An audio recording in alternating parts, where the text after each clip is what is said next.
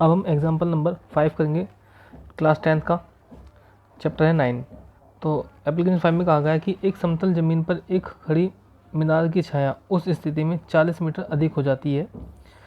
देखो क्या बोला है कि एक ज़मीन है, ठीक है, ज़मीन को होती है ऐसे, ज़मीन पर खड़ी क्या है, मीनार है, ठीक है, मीनार खड़ी है, ज़मीन ये होगी, मीनार खड़ी होगी, क्या खड़ी होगी, मीनार।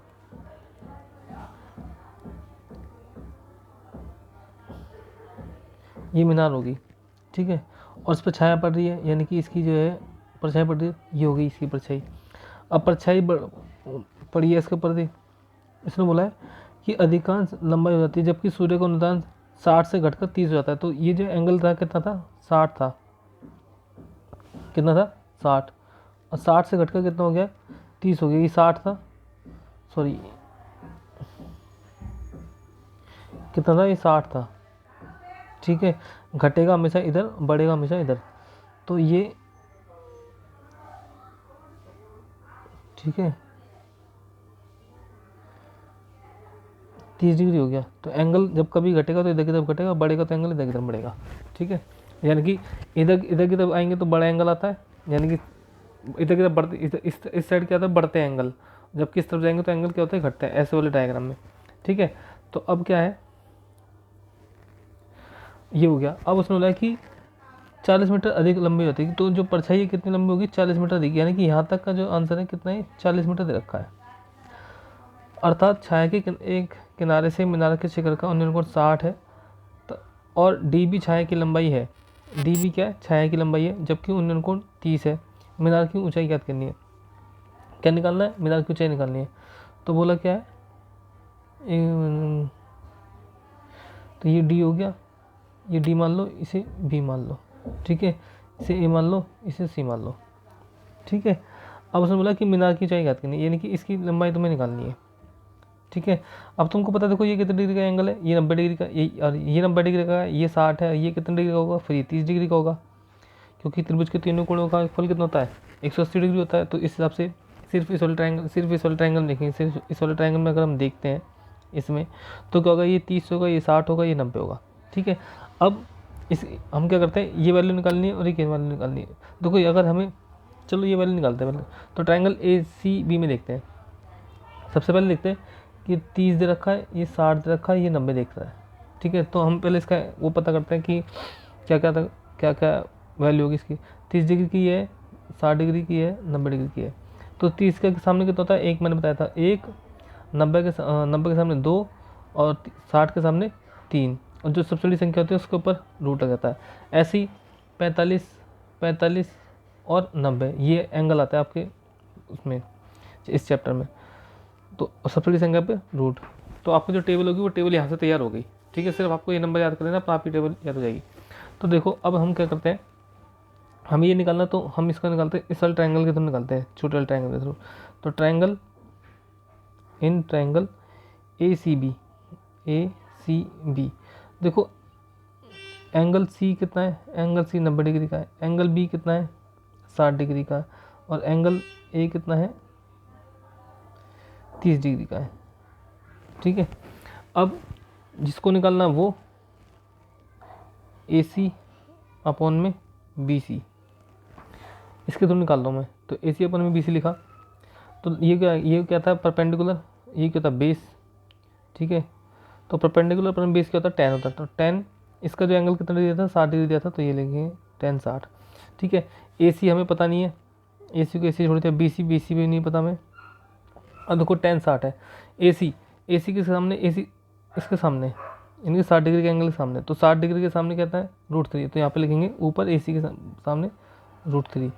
बी सी कौन सा, ये वाला, तो बी सी के सामने कौन सा, 30 है, तो यहाँ पे कितना आएगा, 1, ये 20 30 होता है 1, तो कितना है यहाँ पर 1। अब क्रॉस इंटू करते हैं, तो क्रॉस से जब इंटू करते हैं हम, तो क्या आता है, ए सी बराबर हमारे पास आता है बी सी √3 आता है, ठीक है। ये हो गया। अब अभी पूरी वैल्यू तो हमें निकली नहीं है, अभी तो पूरी वैल्यू निकालनी है। अब हम क्या करते हैं, इस बड़े ट्रायंगल लेते हैं, ए डी सी, बड़े ट्रायंगल लेते हैं,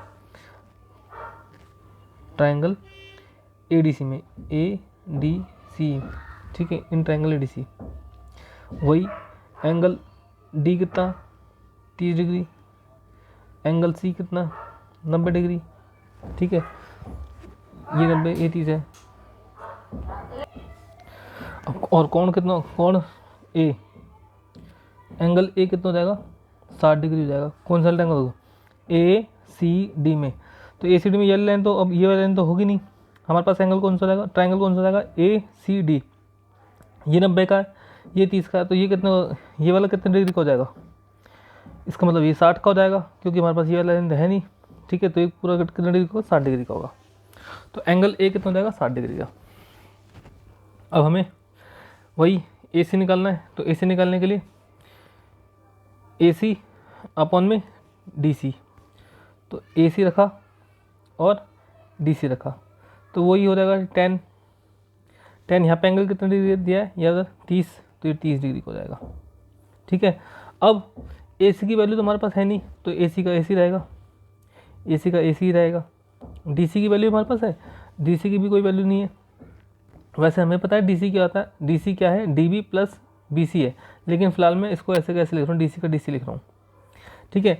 अब ए सी की वैल्यू फिट करते हैं दोबारा एंगल के अकॉर्डिंग, किसके एंगल के अकॉर्डिंग, ठीक है। ये जो तुमको एंगल रखे हैं उसके अकॉर्डिंग, ठीक है, डिग्री के अकॉर्डिंग कह सकते हैं। देखो 30 है, 30 के सामने कितना होना चाहिए, ए सी किसके सामने, एंगल 30 के सामने, तो 30 क्या होगा, 1, तो यहाँ रखेंगे 1, ठीक है। डी सी किसके सामने, डी सी इसके सामने 60 डिग्री के सामने, ये 60 डिग्री ना, इस 60 डिग्री के सामने, तो 60 डिग्री के सामने यानी कि √3 आएगा, ठीक है। अब क्या करेंगे, क्रॉस इंटू करेंगे, तो ये क्या रहेगा √3 ए सी, और ये करेगा डी सी। अब डी सी की वैल्यू तो वैसे मुझे पता है, डी सी बराबर क्या है, डी सी बराबर है D B plus B C, और डी सी ये है, डी बी हमारे पास कितना है 40 है, और ये बी सी है, ठीक है। तो मैंने क्या करा, ये मैंने √3 लिखा, ये ए सी लिखा, अब डी सी की वैल्यू रख दी मैंने, 40 प्लस बी सी। अब मुझे ए सी की वैल्यू पता है, ए सी की वैल्यू मैंने यहाँ पे निकाल रखी है, तो मैं इसकी वैल्यू लिखता हूँ, यहाँ लिखा मैंने √3 ये वाला। अब ए सी की वैल्यू क्या है, बी सी √3, यहाँ लिखा मैंने 40 प्लस बी सी लिखा। अब इसकी से इंटू करूँगा तो क्या आएगा, 3 बी सी, क्योंकि रूट से रूट कट जाएगा, बी सी का बी सी आ जाएगा। अब यहाँ पे कितना हो गया, 40 बी सी प्लस का निशान है। अब ये बी सी उठ के इधर की तरफ आ जाएगा, तो अभी तो प्लस का, इधर आके कैसा हो जाएगा माइनस का, तो 3 B C minus B C, ये हो गया 40। तो बी सी की वैल्यू कितनी हो जाएगी, यहाँ पे देखो कितना रहेगा 2, 3 बी सी में से 1 बी सी जाएगा, तो कितना बचेगा, 2 बचेगा, जिसके आगे कोई संख्या नहीं होती उसके आगे 1 मानते हैं, इसलिए मैंने 1 लगाया, तो 2 हो गया। बी सी की वैल्यू कितनी होगी, 40/2, यानी कि मैंने इसको काटा, कितना हो गया है 20 हो गया।